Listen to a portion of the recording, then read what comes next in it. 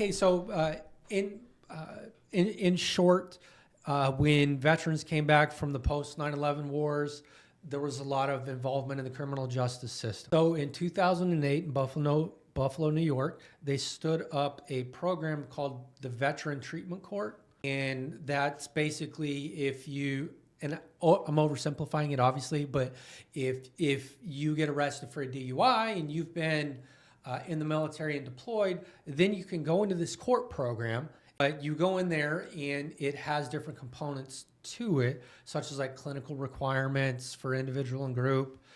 And you have to agree to the treatment plan. And if you can adhere to the rules and graduate, then the charge goes away.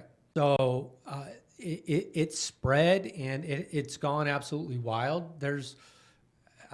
I would just be shooting. There's 300-400, maybe even 500 of these across the nation. But the very first one for first responders is in Tarrant County.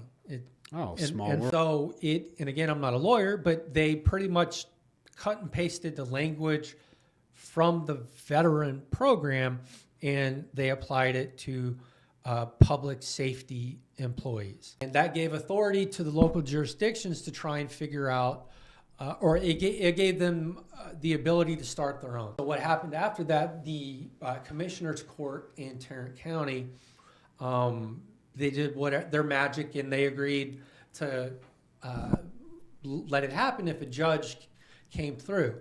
And a judge in Tarrant County, Chuck Vanover, he stepped up to the plate because, he was a police officer for a long time, firefighter, paramedic, prosecutor, and put himself through law school, and he's a judge now. So he stepped up to the plate, and that started in 2020. At the time, our office was right down the road, and there was a public meeting, and I went there and I met with them and agreed to independently evaluate the court program.